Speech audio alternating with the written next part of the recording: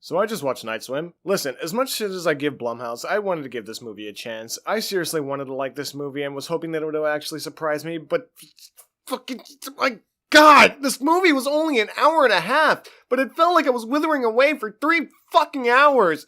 Initially, I wasn't gonna spoil the movie, but this video would pretty much become a YouTube short, so fuck it, I'm explaining the entire plot even if it kills me. This is Blumhouse's Night Swim. Ugh, God. Our story begins when the Waller family moves into a new house with a dark yet unknown past.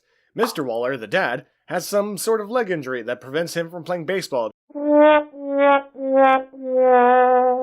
Because, oh shit, yeah, I forgot to mention that he was a professional baseball player. And so as the family is checking out the house, he sees that there's a pool in the backyard, goes out to inspect it, and as he's inspecting it, he sees a tattered baseball inside the pool for some reason, and he falls in, because, you know, the pool just pulls him in. After nearly drowning, the parents decide to buy the house after the doctor suggests that water therapy will help with the stanky like Babe Ruth has. Who would have seen that coming? Some time goes by and we see the Waller family happily cleaning the pool in a predictable jump scare scene where Mr. Waller sticks his hand in the pool sphincter and cuts his hand open. Fearing for their safety or something, the Wallers decide to call in some people to foreshadow the end of the movie, to fix the pool. Apparently, the pool was built over some natural springs, and this pool in particular, not any of the neighbors' pools, have a special healing property. And I'm sure nothing will go wrong with that. Anyways, the Wallers enjoy a nice swim with a coin throwing game, and Mr. Waller tries out some exercises the doctor recommended. He then proceeds to tell his wife how pathetic his son is and how he should be excommunicated from the family. No, I'm just kidding. That actually didn't happen, but the relationship between the dad and the son was just fucking borderline abusive. I seriously felt bad for that kid. And so now we cut to our first casualty of the family. The CGI cat. They killed the fucking cat, dude. I'm not even going to go ahead and explain the scene and how it happened. It just kind of happened, so, you know. After a failed attempt of looking for said CGI abomination, Mr. Waller unwraps the bandage on his hand, only to discover that the cut he received has completely healed, as if the pool has magical healing properties. Mr. Waller becomes infatuated with the pool and begins to spend more time with it. Meanwhile, Mrs. Waller is not having an equally chill time as she sees the ending of the movie briefly in some weird swimming camera angle that shouldn't have been possible from the way that she was fuck it, whatever, we're moving on. One thing leads to another, and Mr. Waller is getting better by the day thanks to the water therapy. Oh yeah, and the daughter and the son have to have their bad experience with the pool because, you know, we gotta establish that not everybody is having a good time with it except for the dad, so, you know.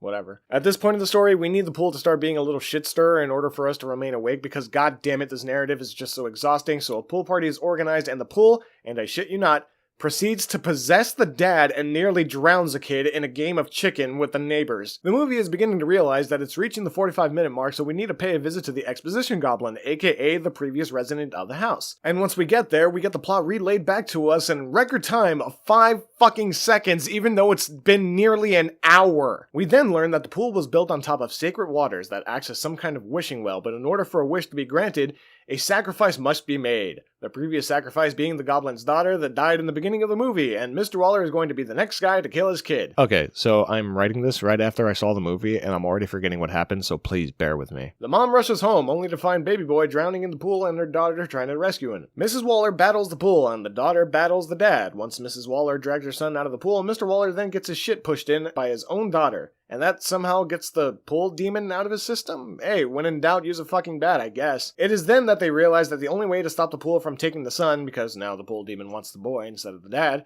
is to make a sacrifice, and wouldn't you know it, Mr. Waller dives into the pool and saves the day. Night Swim. That's it. That's the movie.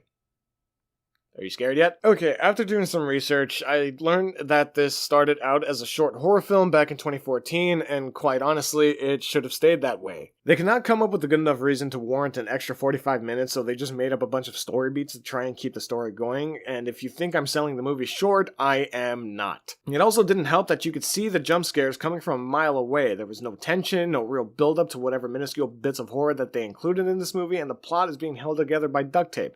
So, would I recommend this? No!